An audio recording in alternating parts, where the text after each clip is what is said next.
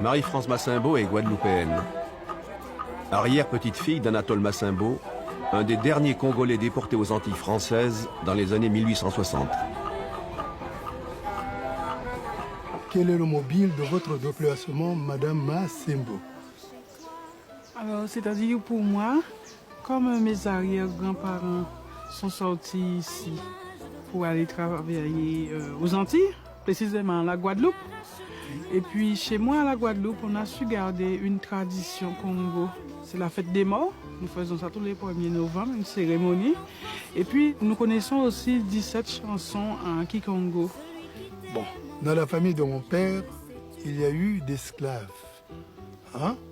Mais qui sont partis, les uns sont partis dans une direction inconnue.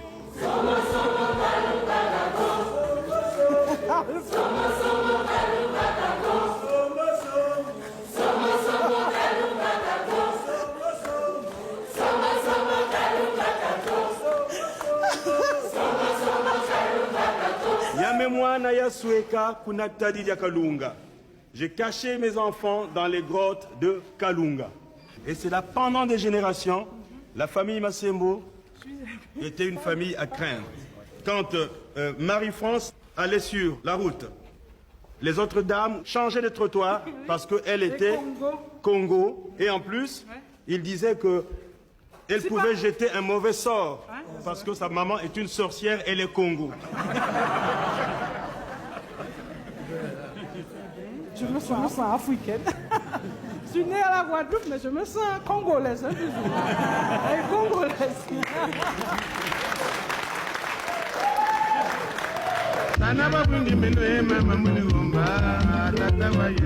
En suivant la piste des caravanes qui convoyaient autrefois les esclaves jusqu'au bateau négrier, on arrive dans la baie de Loango, où se dresse une stèle en briques rouges. Monument dérisoire, érigé à la mémoire des millions d'Africains arrachés à leur terre.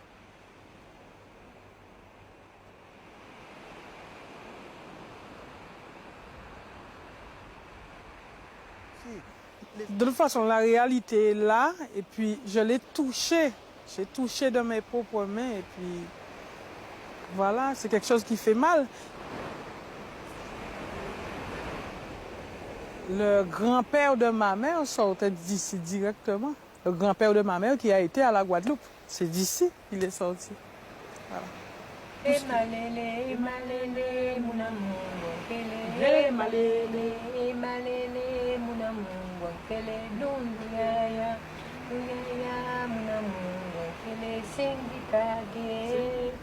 Le roi n'est qu'un symbole, un simple symbole.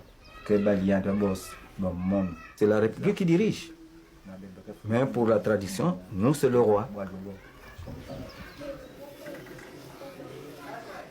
C'est tellement intense, je trouve pas les mots. Ne pleure pas, prends ton courage. Nous, là-bas, à la Guadeloupe, c'est-à-dire, on connaît tous le roi Charlemagne et d'autres et ça. On n'a jamais entendu parler de ça. Mais moi, ça c'est mon point de vue personnel. Je pense qu'on parle du roi Charlemagne parce qu'on a voulu effacer l'histoire. Il ne fallait pas que ces esclaves, eux qui les appelaient des esclaves, une fois qu'ils avaient embarqué et arrivé là-bas, se souviennent de ces terres d'origine. Donc il a fallu absolument et totalement effacer les racines de ces gens-là.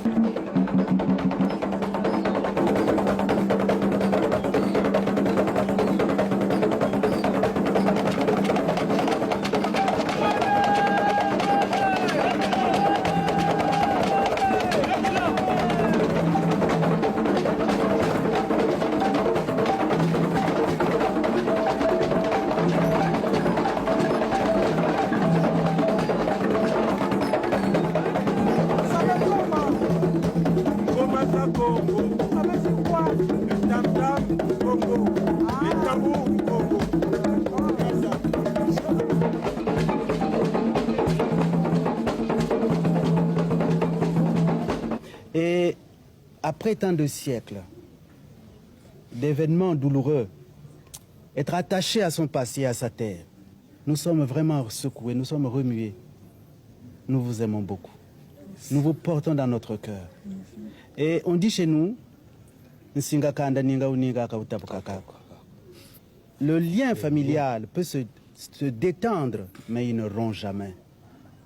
Le chant que nous avons chanté tout à l'heure, là, c'est un conte qui existe encore jusqu'à présent. C'est Emalele. C'est ça? Voilà. Emalele, voilà, c'est ça. Prenez garde à la montagne. Le blanc, mon frère, prenez garde à la montagne. La malédiction arrive. Quand les premiers Portugais, quand ils arrivaient, pour avoir les gens, on leur offrait du sel. Alors, du coup, ils se laissaient avoir, soit pour se convertir au christianisme, hein, mais après, ils se rendaient bien compte que ils étaient sous la coupe des Portugais. Donc, le Portugais apparaît dans la chanson, on dit, mais il est déjà sur la montagne.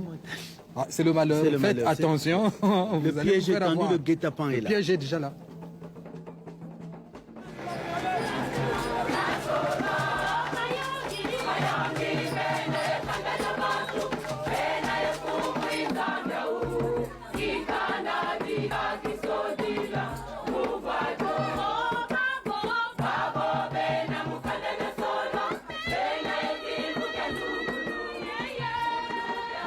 Au terme de son voyage, Marie-France Massimbo sait que le combat de sa famille pour préserver l'identité et la culture Congo n'a pas été vain.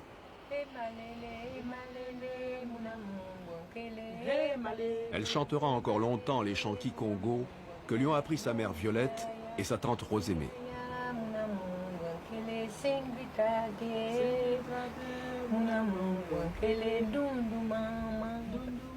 Toujours, toujours,